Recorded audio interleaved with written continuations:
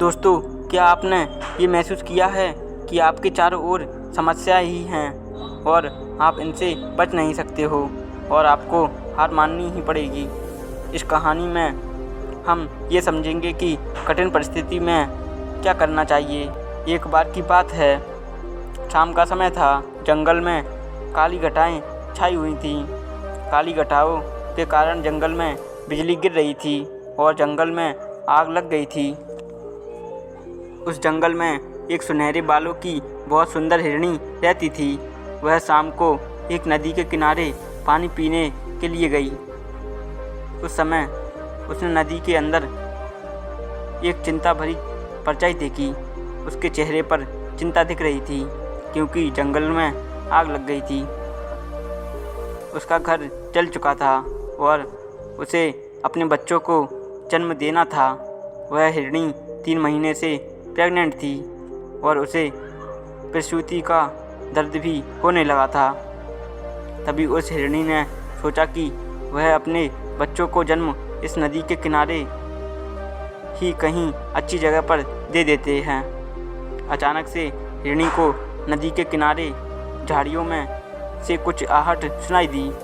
तभी उसने अपनी तिरछी नज़रों से उस झाड़ियों की ओर देखा तो उसे एक परछाई दिखाई दी। उस झाड़ियों में एक शिकारी शिकार करने के लिए अपनी बंदूक में गोलियां भर रहा था। वह उस हिरनी का शिकार करने की सोच रहा था।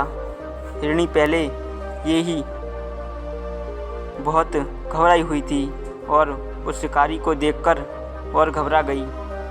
हिरनी ने मन ही मन में सोचा वहाँ से धीरे भागने की, लेकिन जैसे ही वह भागने लगी तो उसने अपने सामने एक और मौत को खड़े हुए देखा। उसके सामने एक खूंखार शेर खड़ा था। वह शेर भी उस हिरनी को अपना शिकार बनाने की सोच रहा था। हिरनी ने चारों तरफ देखा, जिसमें एक तरफ वह शिकारी, दूसरी तरफ शेर, तीसरी तरफ जंगल की आग और चौथी तरफ वह नदी। हिरनी चारों तरफ से गिर चुकी थी। उसने मन ही मन सोचा, इस नदी को पार करना उसके बस की तो बात नहीं है। पीछे जंगल की ओर आग लगी है। एक तरफ शिकारी उसका शिकार करेगा और एक तरफ शेर उसे अपना भोजन बनाएगा। हिरनी ने बहुत सोचा अपनी जान बचाने के लिए, लेकिन कोई रास्ता नहीं मिला। फिर हिरनी के मन में सोचा कि मरना ही है तो डरना किस बात का। मौत चारों तरफ है। अब वह शान से मरेगी। मानो उस शिकारी हिरनी का दिमाग छटक गया था। ऐसा सोचकर हिरनी सीना तानकर शिकारी के सामने खड़ी हो गई और आंखें बंद करके भगवान से इस जीवन के लिए शुक्रिया करने लगी और जीवन दान मांगने लगी। तभी शिकारी अपनी बंदूक में गोलियां भर चुका था और वह बंदूक को हिरनी की तरफ करके कंधे पर बंदूक रखकर हिरनी को निशाना बना रहा था कि एक अजीब सी घटना वहाँ पर घटी कि आग से एक चिंगारी उछली और वह हिरनी के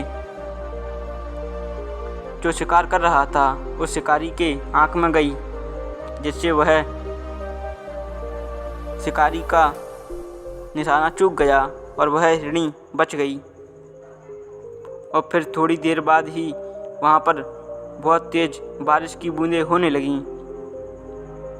बारिश होने से मौसम बहुत ही सुहाना हो गया था और जंगल में लगी आग भी बारिश के कारण बंद हो गई। इस सुहावने मौसम में हिरनी के 3 बच्चों को जन्म दिया। इस कहानी से हमें अपने जीवन में ये सीख लेनी चाहिए कि हमें कभी अपने जीवन में परेशानियों से पीछे नहीं हटना चाहिए।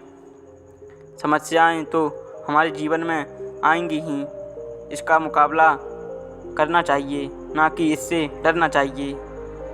खुलकर समस्याओं का सामना करें और भगवान पर भरोसा रखें। भगवान सबका भला ही करते हैं। दोस्तों, अक्सर लोगों के जीवन में जब समस्याएं आती हैं तो वह ज़्यादातर घबरा ही जाते हैं। और ये नॉर्मल बात है कि हम सभी घबराते हैं, क्योंकि जब समस्याएं आएंगी तो घबराना तो सभी को ही पड़ता है, क्योंकि समस्याएं किसी कारण से ही समस्या बनती है। पर हमें उस टाइम पर अपने दिमाग को शांत करके कुछ ऐसा सोचना चाहिए जिससे हम अपनी समस्याओं का समाधान कर सकें, ना कि उस समस्याओं में फंसे रहें। अगर हम उस समस्या के बारे में बार बार सोचते हैं तो हम उस समस्या को समाधान नहीं कर पाएंगे, क्योंकि हम अगर किसी एक चीज़ के बारे में बार बार सोचते हैं तो हम उसी चीज़ में फंस जाते हैं, और जिस समस्या में हम फंस चुके हैं उसका समाधान करना बहुत मुश्किल है। इसीलिए पहले समस्या को दूर रखें, समस्या को दूसरे इंसान की समस्या समझें, फिर उसका समाधान करने की कोशिश करें, तो उसका समाधान आपको बहुत जल्द मिल ही जाएगा। और दूसरी बात कि अपनी समस्याओं को किसी और को ना बताएं। ज़्यादातर लोग अपनी समस्याओं को दूसरों को बताते हैं, यहाँ तक कि पहले के दिनों में मैं भी अपनी समस्याओं को दूसरों लोगों को बताता था, और वे कई तरह की सलाहें देते थे। और ये तो आप सभी जानते हैं कि जिसका दिमाग जैसा ट्रेन हुआ है उसी हिसाब से वह सलाह देता है। इसलिए मेरे जीवन की सबसे बड़ी सीख यही है कि आप अपने फ़ैसले को अपने हिसाब से लें। आप गलत लेंगे तो कोई बात नहीं, आप सही लेना सीख जाएंगे, लेकिन मैंने बहुत बार अपने फ़ैसले को दूसरे की ओर से लेने से मुझे बहुत नुकसान हुआ है। इसीलिए वह नुकसान हम खुद ही भर सकते हैं। इसीलिए अपना फ़ैसला स्वयं लें, दूसरों पर निर्भर ना रहें। अगर हम अपना फ़ैसला स्वयं लेते हैं तो हम आगे समझदार बनते जाएंगे, और अगर हम दूसरों पर निर्भर रहेंगे तो हम ना कभी समझदार बनेंगे और ना ही गलतियाँ करेंगे, और जिससे हमारे जीवन में आने वाले समय में और ज़्यादा कठिनाई आएंगी। और जब हम अकेले होंगे तो हम उन समस्याओं का समाधान भी नहीं कर पाएंगे। इसीलिए अपनी समस्याओं को किसी को मत बताओ, अपने तक ही सीमित रखो। पढ़ो लिखो सब करो, समस्या का समाधान स्वयं ही ढूंढो। किसी को एग्जाम्पल के थ्रू बताकर उस समस्या का समाधान पूछें, ना कि ये कहकर कि ये समस्या मेरी है, मुझे ये समस्या है। क्योंकि अगर आप बता देंगे कि ये समस्या आपको है तो वह आपको सही समझ नहीं दे पाएगा, सही उत्तर नहीं दे पाएगा। दूसरों की सलाह से जाने कितनों के घर मिट जाते हैं, यहाँ तक कि किसी और की सलाह हमारे लिए हानिकारक होती है। दूसरा पॉइंट यही है मेरा कि अपने ऊपर विश्वास रखें, भगवान के ऊपर विश्वास रखें, और अपनी समस्या का समाधान स्वयं खोजें, अपने काम को स्वयं करें। जब आप यह ले लेते हैं कि मैं अपने काम को स्वयं करूँगा, तो भगवान भी आपके साथ खड़े हो जाते हैं, क्योंकि ये संकल्प लेना ही कि इस कार्य को मैं खुद करूँगा, तो भगवान भी आपके साथ हमेशा रहते हैं। क्योंकि भगवान तो हर किसी के साथ है, बस वह अपनी इच्छा शक्ति के अनुसार ये कहे कि मैं इस कार्य को करके रहूँगा, तो उसे इस संसार में कोई नहीं रोक सकता। लोगों को अपने ऊपर विश्वास नहीं रहता, इसलिए वो भगवान के ऊपर भरोसा नहीं कर पाते, क्योंकि उन्होंने तो कभी भगवान देखे ही नहीं हैं। पर उन्हें कौन समझाए कि भगवान तो हर जगह है, ऐसी कोई जगह नहीं जहाँ भगवान ना हो। कण कण में भगवान है, और ना मानो तो आपको कहीं पर भगवान नहीं मिलेगा, और मानोगे तो हर जगह मिलेगा, अपने अंदर भी मिलेगा।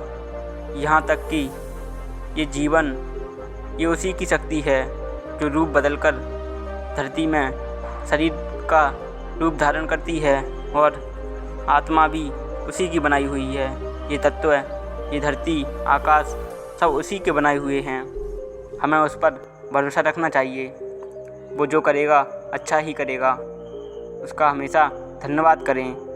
वो परम शक्ति हमारे साथ रहती है, वो हमारे आसपास है, बस हम उसे महसूस नहीं कर पाते, देख नहीं पाते, क्योंकि बुद्ध ने कहा है कि जिसे हम अंदर देख सकते हैं वह इन तुच्छ आँखों से बाहर नहीं देख सकते, क्योंकि उसका अनुभव और उसे हम अपने भीतर ही देख सकते हैं ध्यान के जरिए।